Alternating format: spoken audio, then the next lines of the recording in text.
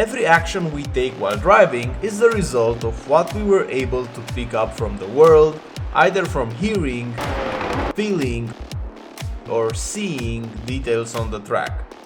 The more refined and precise your sensory inputs are, the faster you're gonna be as a driver. What you see when racing can be a lot different than what other drivers see who train themselves to absorb in more details. You're seeing the world through your lenses. Are those lenses good enough though? What if I told you that you're picking up a lot fewer details from the racing track than you think you do? For example, have you noticed these grass parts on the last corner of Interlagos, which we can totally use as a reference while braking? Have you noticed the dirt parts on the first corner in Spa? Have you noticed this little space in Canada after the white line that we can use to open up the corner? Have you noticed you're not subscribed to the channel? These small details can make a huge difference between running consistent laps and doing some small mistake lap after lap. Just because your vision is not yet developed, just because you don't have those perfect reference points, that is gonna help you. So my approach with this video is gonna be a practical one. We're gonna take a look on a lot of visual cues and a lot of references, good versus bad references, and we're gonna understand what it's like to have a good standard for vision, how you can develop a better vision, and ultimately how you can increase your lap time by just being a bit more consistent and having better references across the track. Let's get started. The reason why you're not picking up these details while driving is because you're focusing too much on the area in front of the car while driving rather than maintaining a more dynamic approach. Because we're driving at high speeds, everything happens so quickly. So we need to develop a way in which you're gonna be a lot more efficient with your time and with the ability to take in a lot more visual cues in the same amount of time. Even on what it seems to be just a straight line, you should be scanning the track or preparing ahead of time for the next corner and looking early into the next corner so you will be more prepared. An example of vision would be turn 1 in Alton Park. We need to open up this corner, and as you can notice right here, to the left part of the white line, in between the white line and the grass, there's a bit of road right here. Now, this is all about you noticing the track and going a bit slower initially to notice and catch these things off, because we can totally gain a lot of time here by putting our left tire all the way to the grass right here under braking to maximize the entry. So seeing this part and noticing it, then using it, that's the first step. Now going into the corner in turn 1 in Alton Park, we can also notice that we start to see a bit of dirt around the curb right here. Funny enough, this part, this dirty part here near the curb, is exactly the perfect point that you need to apex. It's in the middle of the corner, and since turn 1 in Alton Park, it's a very long corner, it's a longer corner than you think, taking a late apex just to make sure we won't run out wide and we'll use all the exit is key in maximizing lap time. Now another thing that we can notice here on the exit in Alton Park with our vision is that this part of the track, this grass right here, this is not actually grass. This part has some texture on it and you can use it and you will have the same grip as you have on the tarmac. But if you're not looking for it and from the distance it looks like it's just grass, a lot of people are not using all the way the track like that just because they think they will either get on the grass and scrap speed or it will take an off track. And finding the limits of the track is also part of vision and exploring, because you will have to see what's the limit, to know the limit before you can aim to go quicker and quicker. Another good example of vision, you have to notice this white line right here. That's gonna be key in maximizing lap time, because you can use it as a reference. Since this corner is very long, you need a lot of checkpoints or references or points of interest that you have to use in order to maximize your results. So what I'm trying to do here is to put the car halfway through the white line. So my antenna right now it's in the middle of the white line. I want to track out just a bit wider to the white line, and then whenever I'm trail braking into the corner, I'm looking now on the right side because I'm gonna see this banner right here with lower temp, more power. I want to be back on power the moment that I'm not seeing this right part of the banner, so I'm just seeing just the text. So right now I'm already back on power when I'm very close to it, and I'm looking now on the right part of this wall because I want to be very close to this white part of the wall.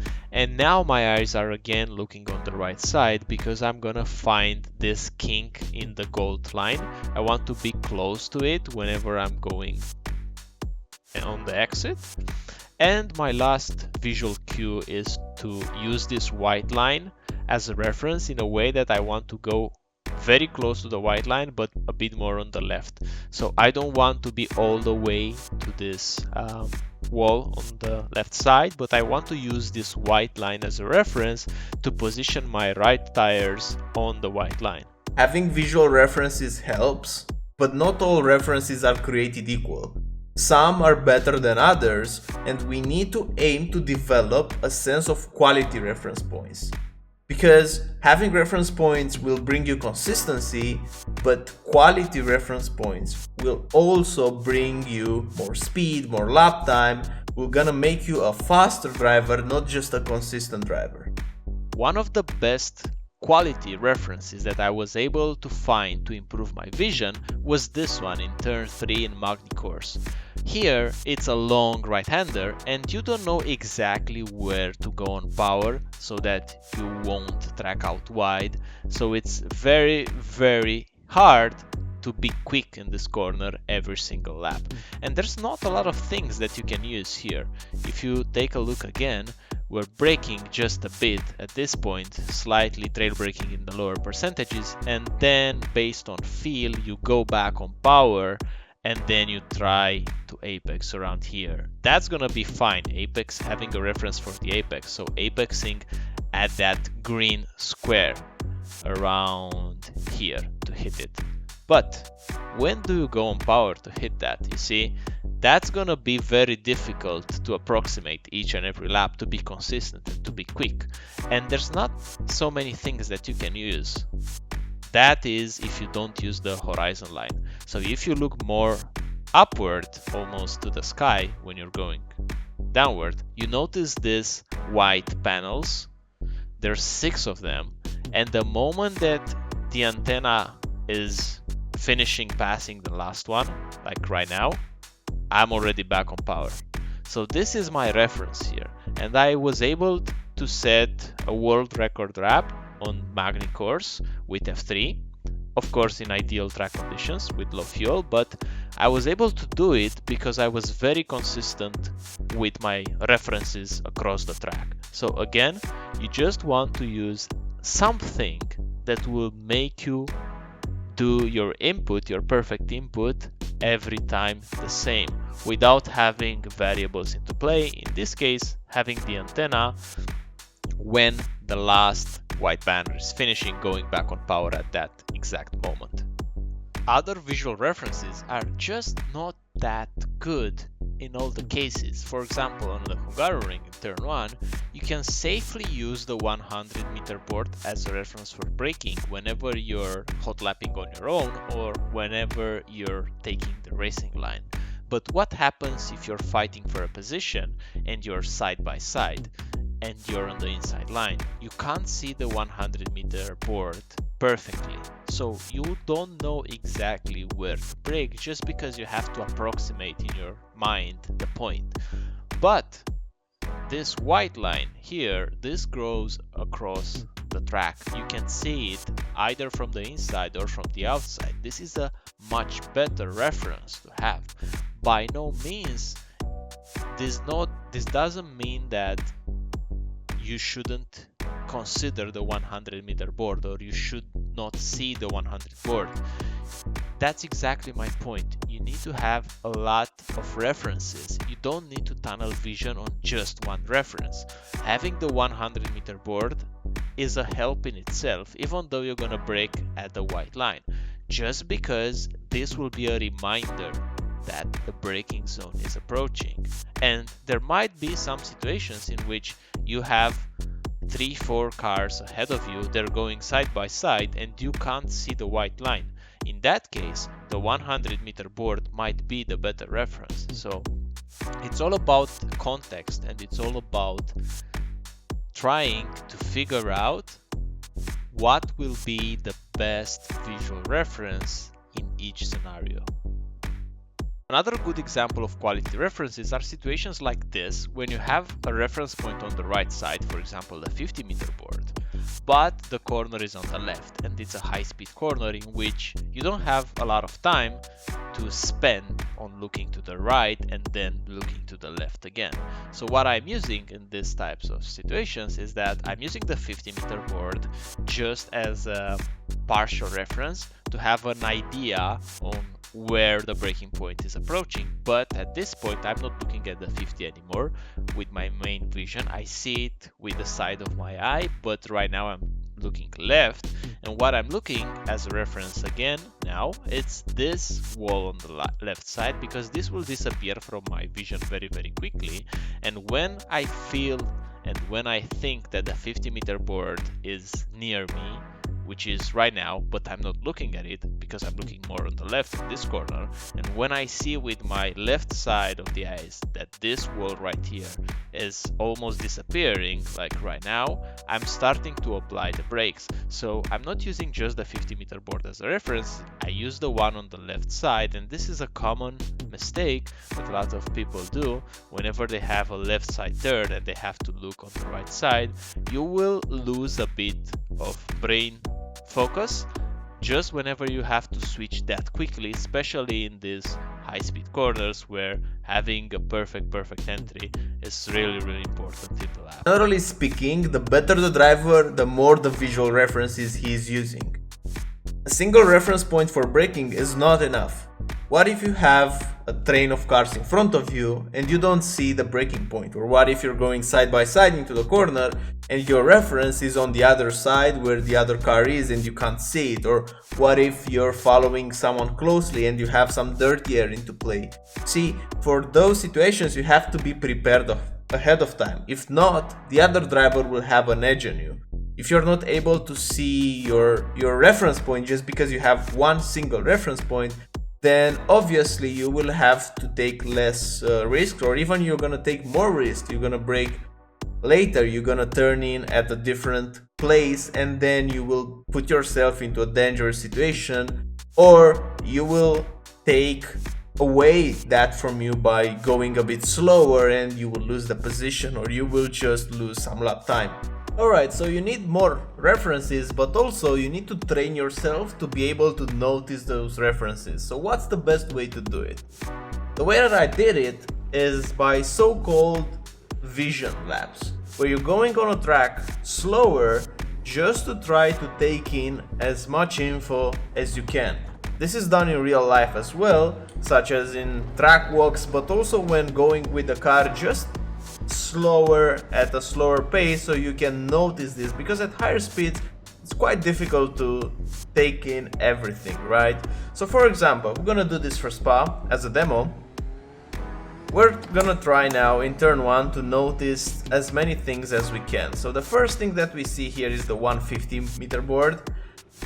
For some cars might not apply it, but we also see this red line right here in the middle of the track. We also see these dirt marks here, which are very important. It's usually my braking point right here, in this spot where the dirt is discontinued, like right now when the car sits, because the dirt has some continuity to it, but it's a spot in which you don't have it any. That's a reference point for me with this car, for example. You also have the 100-meter board, which is exactly at this spot, so you can use the 100 as well.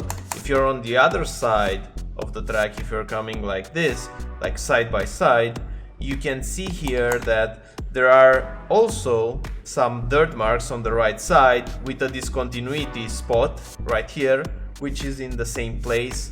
You also have this red line on the track right now, which is a very good braking point whenever you're starting from the grid and you don't have that speed into the corner, so you can brake later. This is a good braking point. For example, here we have few references.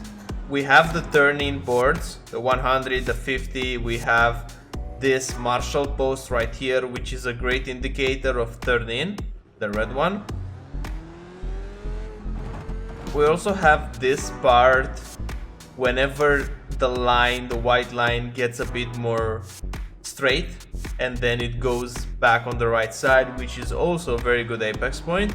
Arriving at Lecombe, we can see the braking markers on the left side, the 100 board. We can see this white line right here, which can be a braking point whenever you're going side by side. It's a lot easier to see the white line from this angle rather than seeing the curb if you have cars blocking it.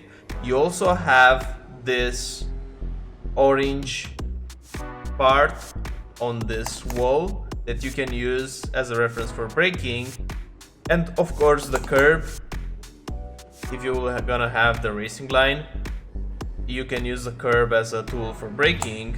Going into this one, it's the beginning of the curb usually, but whenever you're braking and taking this corner with the braking like that, following the white line, trying to take in as much detail as you can visually. It's just a visual lap right now. Also from here with this curb, there's a slight detail in this curb that you can take advantage of if you're gonna notice it. This curb has a different profile to it. So at the base, right here, it's not very tall. It has like a space in which you can put the tires. So it's like a concave space in which you can put the tire on it and the tire is just gonna stick. It's just gonna help turn the car in. But those details you notice if you go slower like this. Now going into the next one right here, big detail with this part of the track that you can use. So if you notice the profile of this dirt band actually on the left side, it's also like a curb and you're not getting the off track. So you can put your tire on it and open up ahead of time this corner, and then while you turn in at this corner, you're gonna try to take in as many details as you can, such as the profile of the curb and so on. Here you can use as a reference the drain in the middle of the curb. It's not gonna be an off track if you're gonna have the antenna or the center of the car in this example on the drain. So your visual reference will be this drain in the middle where the green meets the red.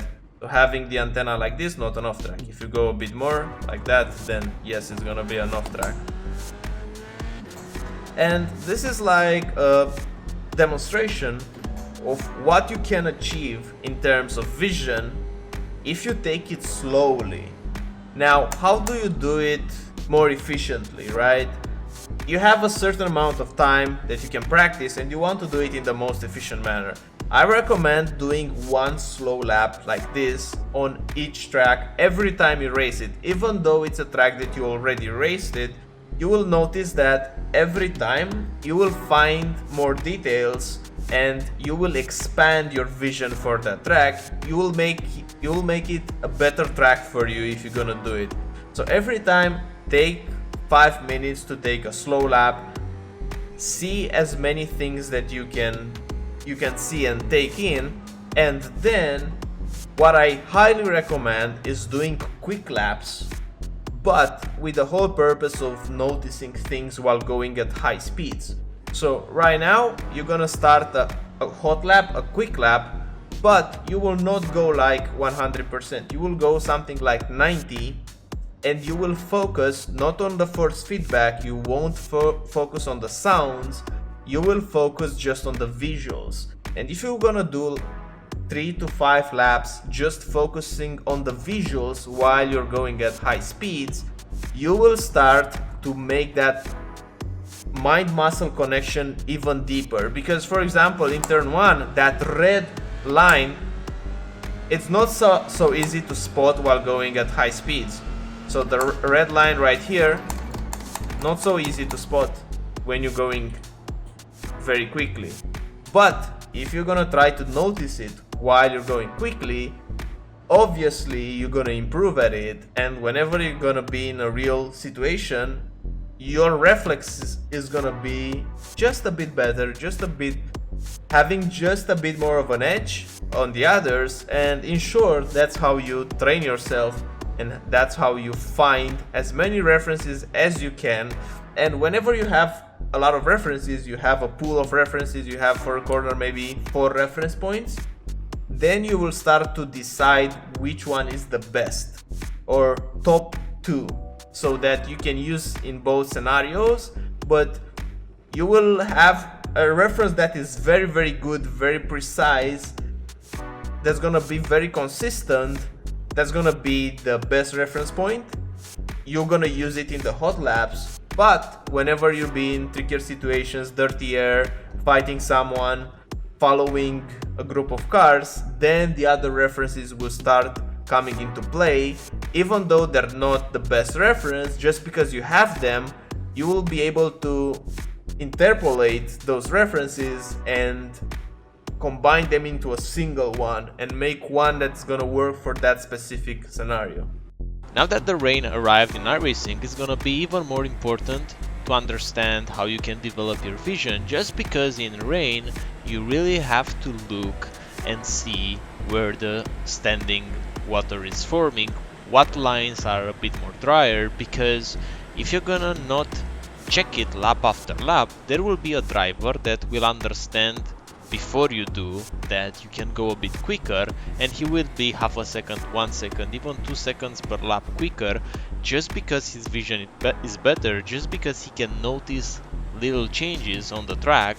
And it's impossible to do it otherwise, because we are sim racers, we're not feeling exactly the same as in the car. Even though we have the force feedback, it's not enough, so our vision needs to be a bit more developed, so we can predict the behavior of the car ahead of time just by looking at the car, just by looking at the track.